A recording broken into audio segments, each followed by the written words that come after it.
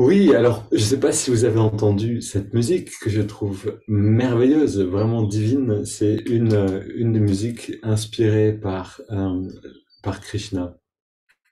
Donc Krishna, pourquoi est-ce qu'on écoutait maintenant une musique de Krishna ou inspirée par Krishna? Parce que le Bhagavad Gita, c'est littéralement le chant du Seigneur.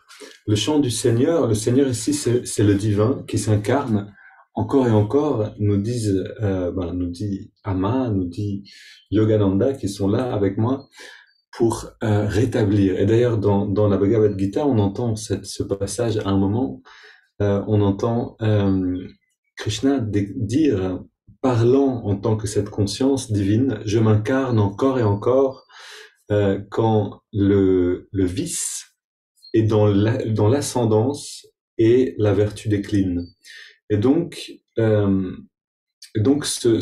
divin envoie littéralement un, un émissaire, un représentant, on pourrait dire, pour rétablir l'équilibre sur la Terre et rafraîchir des détails de l'enseignement qu'on a reçu pour que cet enseignement puisse vraiment élever notre conscience.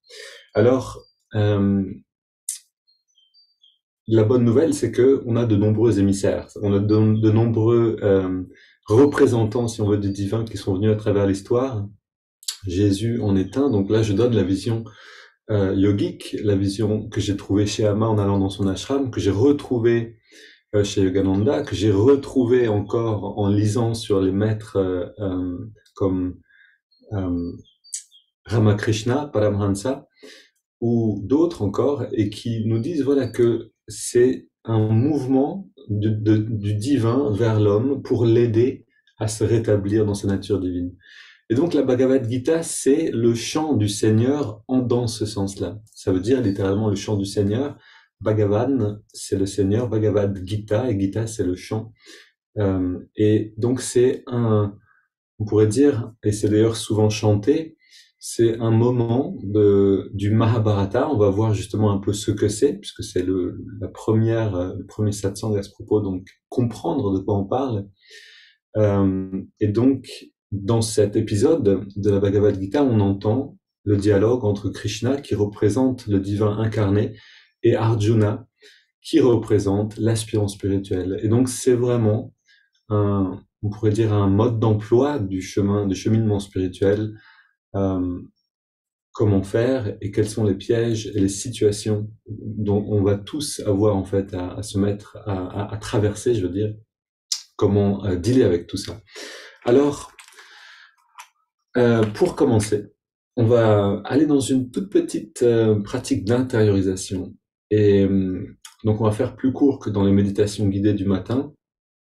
Mais on va garder l'essentiel. Donc directement, on va dans des inspirations, une inspiration profonde, on entrelace les doigts, et expire, on pousse les mains vers l'avant, on arrondit le dos, inspire, on étire vers le ciel, expire, on se penche vers la gauche. Voilà, c'est un peu plus rapide, inspire au centre et expire vers la droite. On veut simplement libérer la colonne, inspire au centre, on se tourne vers la gauche, on pose les mains, deux respirations ici,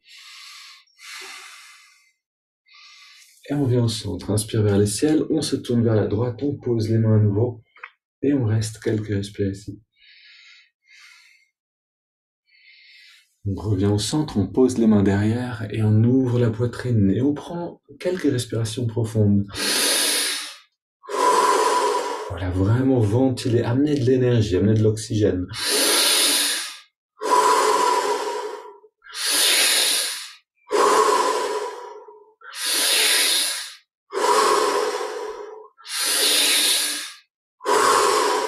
Encore une. On revient au centre, on prend une grande inspire. On garde l'air dedans un instant, on détend tout et on laisse l'air sortir. Et un moment, petit instant d'arrêt de la respiration, complètement détendu. Quand la respiration s'arrête, le mental s'apaise. Puis on prend une inspiration profonde, on garde l'air dedans un petit instant et on relâche, on expire.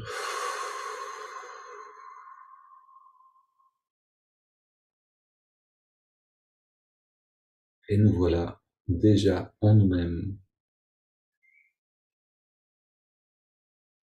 On garde les yeux fermés, regard redressé, l'attention un petit peu dans la respiration. Et de cette manière, on va entrer dans le satsang. Cette manière-là, justement, c'est une manière dont a parlé Yogananda dans son autobiographie d'un yogi. Alors, à propos de la Mahabharata et la Bhagavad Gita, le Mahabharata et la Bhagavad Gita, qu'est-ce que c'est? On va voir ce que c'est. Mais avant de rentrer dans ces détails, je voudrais vous parler de l'approche qu'on va avoir de ce texte. Et cette approche, elle est directement héritée de l'approche qu'a utilisé Yogananda lui-même, qu'a reçu Yogananda de son maître, Swami Shri Yukteswar, et que Swami Shri Yukteswar reçu de son maître également, Lahiri Mahashaya, pour aller dans toute expérience de sagesse spirituelle. Et cette approche, c'est une approche d'intuition, une approche de, on pourrait dire, de connaissance directe. Donc, quand Yogananda a écrit, donc tout ce dont on va parler en fait dans cette série de satsang dédiée à la Bhagavad Gita, est basé sur les commentaires de Yogananda donnés à propos de la Bhagavad Gita. Ces commentaires, il les a reçus en partie de son maître, mais la plupart, il les a reçus dans la méditation. Et c'est cette approche-là qui nous intéresse, c'est-à-dire non pas seulement d'aller prendre un livre et de regarder mais qu'a dit un tel comparé, parce que en fait c'est ce que j'ai commencé au début, je me suis dit tiens c'est intéressant, qu'est-ce que c'est le Mahabharata, qu'est-ce que c'est la Bhagavad Gita, je suis allé voir, et en fait dans cette approche-là on peut facilement se perdre littéralement dans la multiplicité. Et c'est l'inverse qui nous intéresse. Qu'est-ce que ça veut dire se perdre dans la multiplicité? Ça veut dire qu'on peut avoir une approche de la Bhagavad Gita qui sera très intéressante et qui sera historique. Et donc, on va spéculer sur à quelle date cette histoire s'est passée. On peut aussi aller dans une approche sociologique et se dire, mais oui, c'est intéressant, la caste des brahmanes a changé à ce moment-là, ou la caste des kshatriyas, c'est-à-dire des guerriers, a pris une importance considérable. On peut aller dans de nombreuses approches, mais si on va dans ces approches-là, le gain spirituel qu'on va en avoir ne va pas être aussi direct que si on va dans l'approche intuitive. Et donc c'est dans cette approche spirituelle et intuitive qu'on va découvrir la sagesse de la Bhagavad Gita. Alors, je vous ai parlé un petit peu des maîtres de Yogananda, juste quelques mots sur la manière que Lahiri Mahashaya, donc le maître de Yogananda, avait d'enseigner. On lui demandait donc ses disciples étaient autour de lui dans sa maison familiale à Bénarès et on lui posait la question, on lui posait des questions sur des états de conscience. Et donc Lahiri Mahashaya disait, eh bien, pour vous répondre, je vais rentrer dans ces états de conscience. À partir de cet état-là, je vais vous décrire ce que je perçois. Et vous en prenez note. Et de cette manière, la sagesse spirituelle, c'était pas du tout quelque chose d'abstrait ou d'intellectuel, c'était quelque chose de vécu. Et donc, devant eux, Lahiri était en méditation, rentrait en samadhi, et dans cet état-là, vivait quelque chose intérieurement, avec ce sens justement qu'on appelle l'intuition, et leur décrivait ce qu'ils vivaient. Et donc, il y avait cet échange vibratoire, on pourrait dire, de la présence du maître dans l'état dans lequel, dans l'état en fait qui correspond à ce qu'on voulait approfondir ou explorer. Plus tard, donc Shri Yukteswar, qui a enseigné Yogananda, lui a littéralement déconseillé de lire des commentaires sur la Bhagavad Gita et l'a amené à méditer sur des sutras, c'est-à-dire là c'était les Yoga Sutras, et il lui a dit tu vas de cette manière pouvoir rentrer dans la sagesse de toute écriture. Donc il voulait pas lui dire voilà les Yoga Sutras tu vas les comprendre, ça veut dire ça, il faut que tu étudies ça, que tu retiennes ça par cœur, non pas du tout. Une approche créative. Rentre en méditation et prends une phrase, et cette phrase-là, répète-la. Et ça, c'est des choses qu'on va faire ensemble plus tard. Donc on prend une phrase, on rentre dans la méditation et on répète cette phrase. pourrait dire, c'est une sorte de mendication. Et donc, on garde cette phrase comme ça en nous-mêmes, on la répète, et on rentre dans la signification de cette phrase, et on découvre on pourrait dire des niveaux de, de, de signification de cette phrase, qui sont cachés un petit peu, et que la conscience peut trouver avec le temps, justement, et avec la concentration. Et donc, c'est de cette manière exactement que Yogananda est entré, enfin, exactement. J'étais pas là pour dire exactement, mais c'est lui qui nous dit, voilà, c'est cette manière-là que j'ai utilisée. Je me suis accordé avec la conscience de celui qui a écrit, qui a compilé cette sagesse, et à partir de là, j'ai commenté ce que lui voulait dire. Donc voilà, pour l'approche, c'est ça qu'on va utiliser, une approche créative. Et donc c'est aussi ce que je souhaite, c'est qu'on puisse participer, que quelquefois on puisse aussi prendre un moment ou un sutra en fait de la Bhagavad Gita et un verset, et puis voilà, rentrer dans cette répétition intérieure et puis échanger aussi, tiens, voilà ce que je comprends, qu'est-ce que vous avez découvert. Et on va voir qu'il y a comme ça des significations qu'on peut découvrir et qu'on n'avait pas vu du tout au premier abord. Alors, qu'est-ce que c'est maintenant la Bhagavad Gita? La Bhagavad Gita, c'est un moment, un épisode, on pourrait dire c'est le moment le plus important, le plus central d'un grand récit. On dit que c'est le plus grand récit sur Terre. C'est un récit qui est composé, je sais plus, de 400 000 versets ou quelque chose comme ça. C'est énorme. Et ce Mahabharata, c'est l'histoire d'une dynastie. C'est l'histoire. Alors Maha, ça veut dire grande, et Bharata, ça veut dire, c'est le nom d'une dynastie, mais c'est aussi le nom d'un empereur qui a fondé cette dynastie. Maintenant, Bharata, ça veut aussi dire quelque chose d'intéressant. Ça veut aussi dire ce qui est maintenu en vie par le soin de l'être humain. Et cette signification est reliée à la signification Agni, qui correspond au feu de la spiritualité. Et donc, ce Mahabharata, ce grand récit donc de cette dynastie, nous parle d'une branche familiale. C'est-à-dire que c'est d'abord un empire qui est gouverné par un empereur qui a des enfants, et ensuite il y a une séparation à l'intérieur. Cet empire, c'est l'empire de la conscience, et cette séparation, c'est la séparation qui existe en chacun d'entre nous, entre les forces, donc dans cette histoire qui sont les fils qui s'appellent le clan des Kuru, et puis donc les forces, le clan des Kuru correspond à ces forces-là qui sont attachées à la matière, donc qui sont dans un élan de s'enrichir. En fait, tous les désirs liés à la matière sont présents dans cette famille.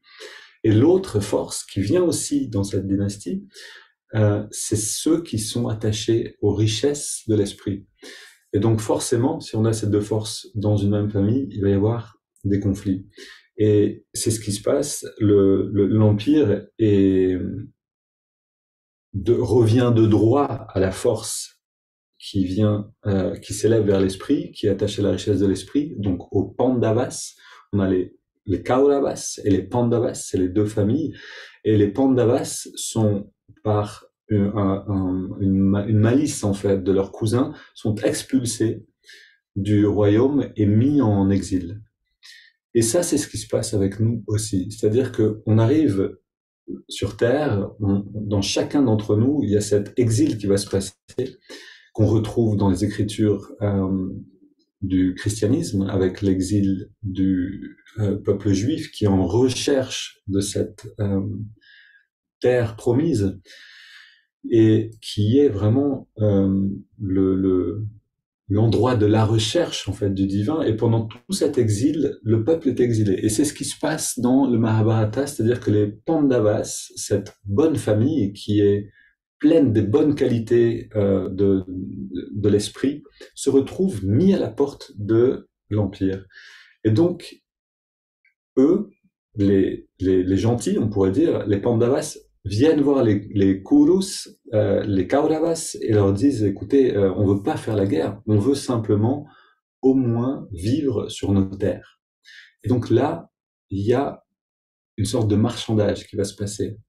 Et ça aussi, c'est quelque chose qui est essentiel, c'est-à-dire que dans notre développement spirituel, on va commencer par un moment d'exil. On connaît ça, la spiritualité à un moment ne nous intéresse simplement pas, parce qu'on est intéressé par tout ce que le monde a à offrir. Et, mais à un moment, peut-être dans cette vie, peut-être dans une autre, un intérêt pour la spiritualité naît.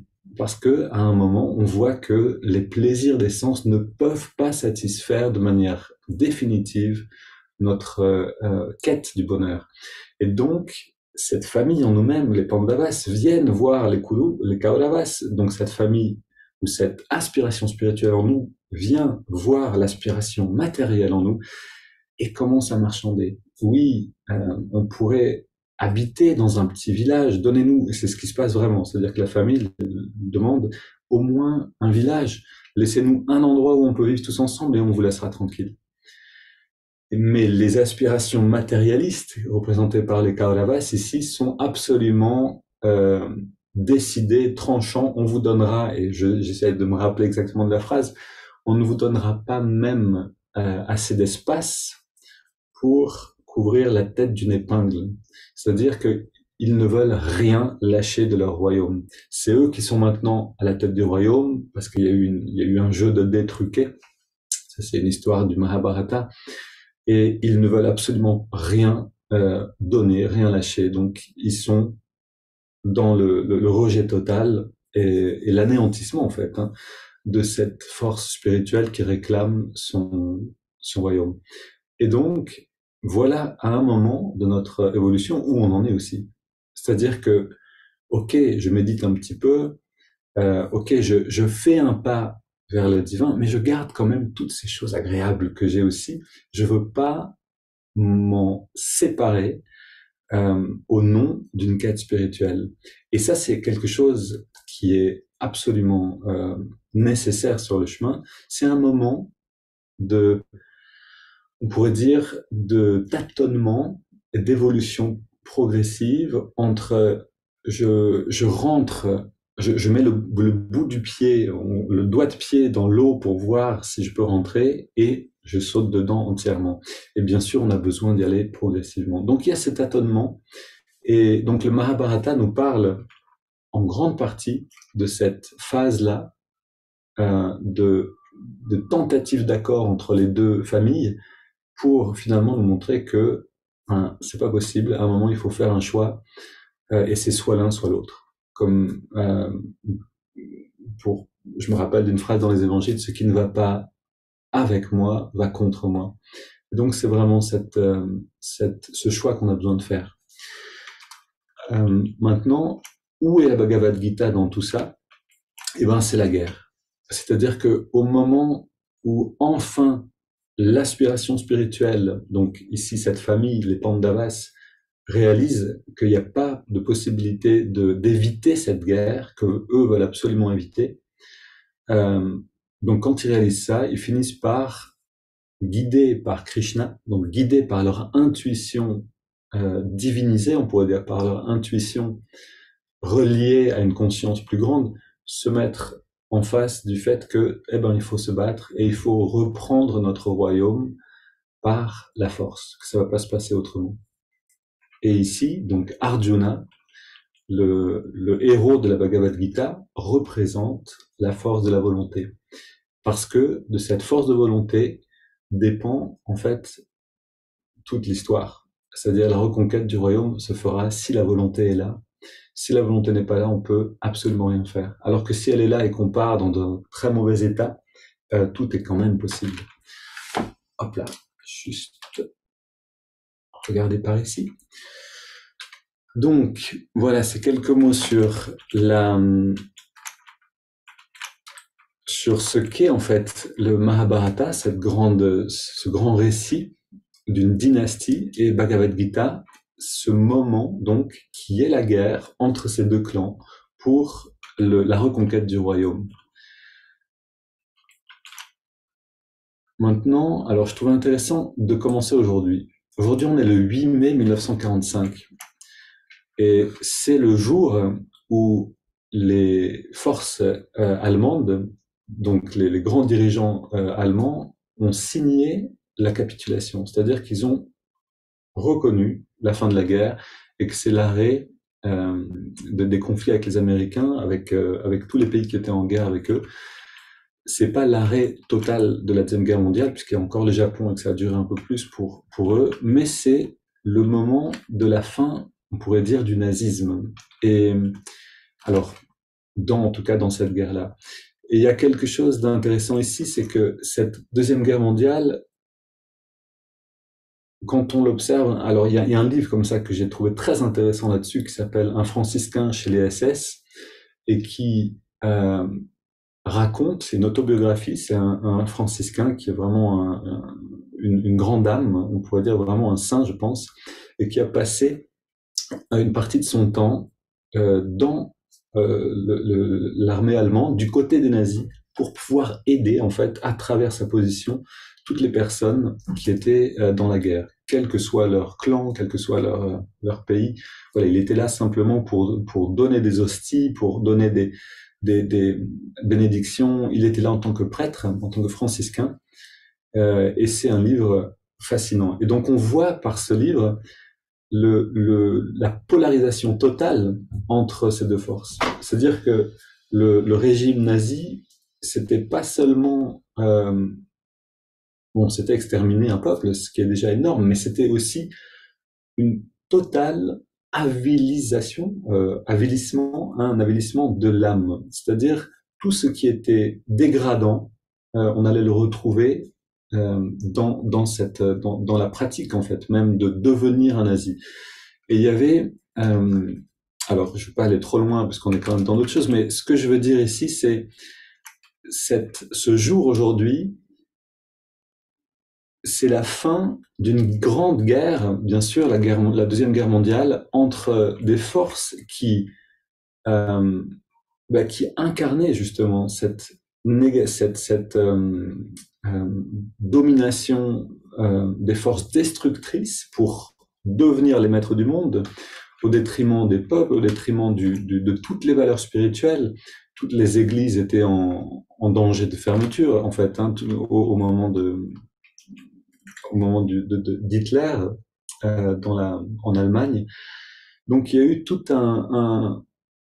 une guerre entre cette force-là et puis la force alliée, représentée en grande partie par les Américains, qui ont sur leur billet In God We Trust. Et donc on a vraiment ces deux forces-là qui aujourd'hui arrivent finalement à la fin de la guerre. C'est-à-dire que voilà, je trouvais simplement, pardon, j'ai tendance un peu à partir trop longtemps là-dedans, mais je trouvais ça intéressant et, euh, et un bon jour pour commencer un satsang sur la Bhagavad Gita, qui est justement cette expression des forces négatives et positives, à la fois dans le monde, comme on l'a vu avec le nazisme dans la Deuxième Guerre mondiale, et en même temps en nous-mêmes. Et c'est justement quelque chose qui est aussi essentiel à comprendre, c'est que le nazisme ou les forces négatives dans le monde ne peuvent que grandir si en nous-mêmes, c'est-à-dire en chacun d'entre nous, les forces négatives augmentent. Si en chacun d'entre nous, on fait attention à garder les forces positives en mouvement vers le haut et les forces négatives, on les transforme petit à petit, le nazisme ne peut pas prendre racine. Ça peut que se passer dans un climat de peur, dans un climat d'anxiété et de non-spiritualité. Et oui, et donc la Bhagavad Gita parle à la fois des forces qui sont à l'extérieur et à l'intérieur. C'est pas seulement soit elles sont dedans, soit elles sont dehors, elles sont dans les deux endroits. Elles sont à la fois dedans et dehors. En fait, elles sont dans la conscience. La conscience sous-tend l'univers tout entier. Et donc, quand on observe le monde, on observe la politique, on peut reconnaître ces forces-là aussi. Les valeurs spirituelles qui vont dominer dans un parti, les valeurs plutôt de protection ou d'anxiété, de peur, de perte qui veulent peut-être dans un autre, mais on va les voir d'abord en nous-mêmes. C'est ça qui nous intéresse ici. et apprendre à le reconnaître. Et c'est vraiment en fait l'enseignement de la Bhagavad Gita, c'est que la vie est une bataille constante entre les forces du bien et les forces du mal. Qu'est-ce que c'est le bien et le mal? C'est pas du tout, donc ici, une approche moraliste. Le bien, c'est simplement tout ce qui va nous rapprocher de qui nous sommes vraiment. Autrement dit, de ce vrai bonheur, de cette béatitude, de ce bien-être qu'on peut ressentir dans la méditation. Et le mal, c'est simplement l'inverse. Tout ce qui va nous écarter de qui nous sommes vraiment.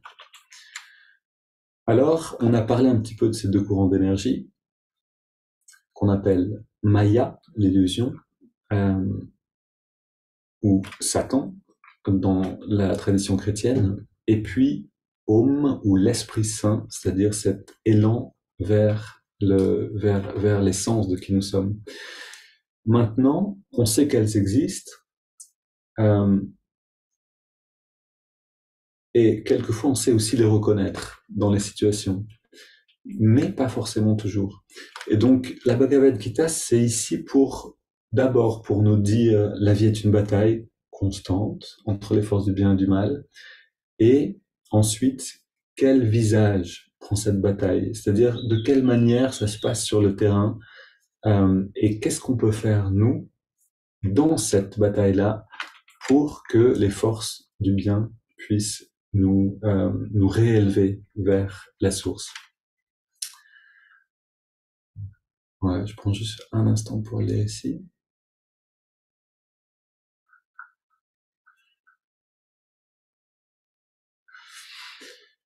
Et donc, oui, la Bhagavad Gita, alors je vais pas rentrer maintenant dans les détails du début de la Bhagavad Gita, on va voir ça ensemble la prochaine fois, mais est en fait un moyen pour nous de faire évoluer notre discernement. Je voudrais ici donner un exemple simple de où est cette guerre, parce qu'on se dit la vie est une bataille constante entre les forces du bien et du mal. Ok, ça peut paraître un petit peu abstrait, mais en fait on connaît tout ça, et plus on arrive à voir de quoi on parle ici, plus on arrive à le reconnaître quand ça se présente, cette bataille, et plus on va avoir des chances de pouvoir faire face à tout ça. Alors, oui, je voudrais vous donner un exemple vécu, pour terminer. Très simple, hein, on est parti quelques jours en Ardèche avec Alba ces derniers jours, vous le savez sans doute, ceux qui étaient dans les méditations guidées, et puis on a décidé d'aller marcher pour aller dans une rivière, et puis on va se garer. On décide d'aller se baigner dans un endroit qu'on connaît moins, et on marche au soleil, et il fait chaud. Et le doute vient, mais est-ce qu'on a eu raison de choisir cet endroit-là? Alors on pourrait se dire, il y a rien ici, il n'y a pas de bataille, on va simplement se baigner. Mais en fait, tout est déjà présent ici. C'est-à-dire, et c'est vraiment un exemple banal pour que vous puissiez l'appliquer vous-même dans votre vie. On a pris une décision, on veut faire quelque chose, et puis le doute vient s'insinuer. On marche sur une route en béton, en asphalte, le soleil est particulièrement chaud, on est un peu fatigué, on commence à réfléchir, est-ce qu'on a bien fait? Et c'est ici précisément où tout se joue. Et ça, donc, vous pouvez l'appliquer à toute chose. Vous vous levez après la méditation, vous rentrez dans la cuisine, quelqu'un rentre, ouvre la porte, prend, je sais pas, quelque chose dans le frigo, le laisse sur la table et s'en va. Et non, ça, il fallait pas laisser sur la table, il faut le garder au frigo. Vous voyez que la grande guerre, elle est dans chaque instant. Et donc, alors ça, c'est des exemples d'interaction, mais déjà seul, on peut le voir aussi si on est attentif. Donc c'est vraiment un aiguisement du discernement. Maintenant, pour aller au bout de cette petite histoire, voilà, on est sur cette route, il fait chaud, on commence à douter, est-ce qu'on a bien fait, est-ce qu'on n'aurait pas dû aller là où on connaît déjà? Et donc l'ambiance pourrait vaciller ici. Et là, la Bhagavad Gita vient à notre secours. C'est-à-dire, ce qui était intéressant, c'est que j'étais un peu là à me dire, ok, satsang, Bhagavad Gita, ça va bientôt venir. La Bhagavad Gita, qu'est-ce qu'elle dit? La vie est une bataille en chaque instant, et si on le sait, on peut gagner la bataille. Plus que ça, elle donne ensuite des versets qui nous disent que faire. Et donc j'ai pris un verset un petit peu plus loin, et puis on a commencé à le chanter avec Alba. à le répéter un petit peu, à le murmurer. Et puis dans ce verset était la solution. Et donc finalement, bon, on a trouvé un endroit où se baigner, il n'y avait pas de problème, on a passé un très riche moment. Mais ce que je veux dire, c'est que à la fois la connaissance de la vie est une bataille, chaque situation est une opportunité, si vous préférez, parce que bataille, on peut dire bon, c'est un peu violent comme vision, mais on peut aussi voir ça comme simplement une opportunité de grandir. Et il y aura des forces qui vont s'opposer à cette croissance, et il y aura des forces qui vont vouloir cette croissance. Et ensuite, comment faire face à chaque situation, tous les versets vont nous le dire plus tard. Ok, donc je veux pas aller trop loin aujourd'hui, il est déjà 18h30, mais gardez 3 minutes pour clore ensemble. Et puis d'abord, merci d'être venu. C'est la première fois qu'on fait un petit satsang, qu'on organise ça sur le Bhagavad Gita. Et ben, c'est un plaisir qu'on soit si nombreux. Je pensais que je serais seul, en fait, hein. Je me suis dit, là, le premier, c'est fait, c'est le lundi, c'est férié, ils vont être avec leur famille, ils vont être occupés. Et je pensais juste l'enregistrer, mais non, vous êtes là, donc merci pour ça. Et ce que je vous propose, c'est eh ben, de rentrer dans une toute petite pratique d'intégration. Donc, de redresser le dos. Si vous avez besoin de vous étirer, n'hésitez pas à le faire.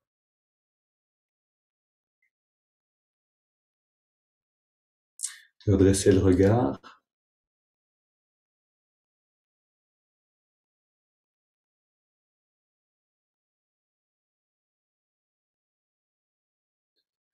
Et d'écouter la respiration. Rentrer un petit peu en soi-même.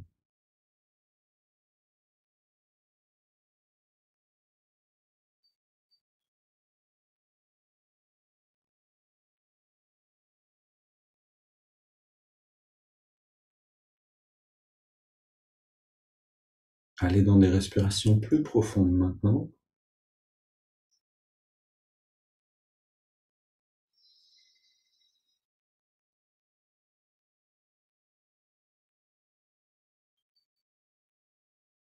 Gardez l'attention à la jonction des sourcils, le regard levé.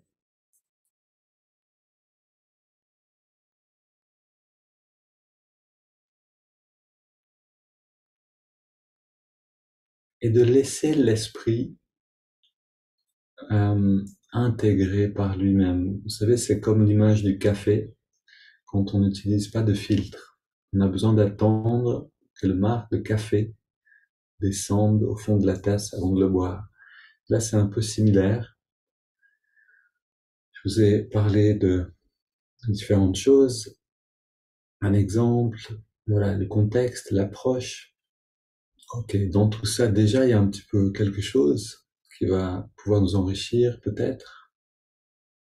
On laisse l'intégration se faire toute seule. On respire profondément et on est simplement observateur.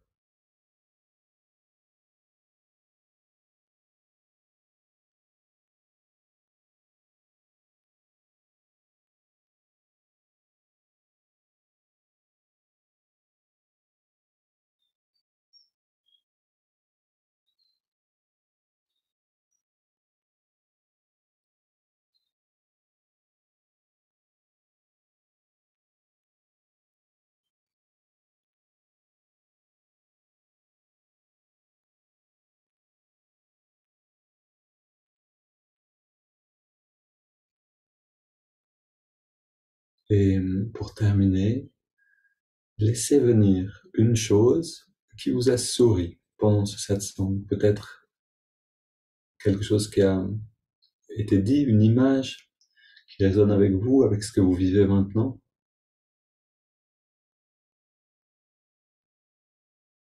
Laissez-la venir un peu à la surface de la conscience. Contemplez-la un instant.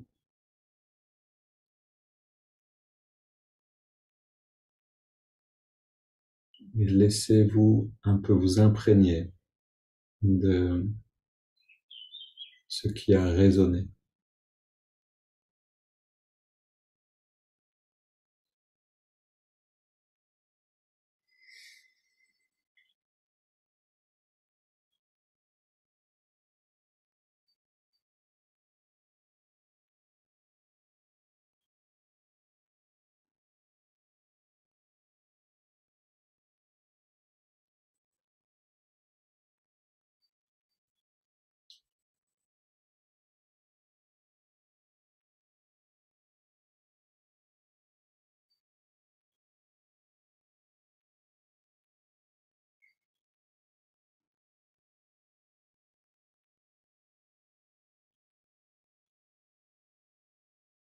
Et je vous souhaite à tous une belle fin de journée, une fête de l'armistice, de la fin de la Grande Guerre et, et le début de cette bataille intérieure peut-être, mais qui est une belle aventure. Une belle journée à tous et puis à demain pour ceux qui viendront dans la méditation guidée.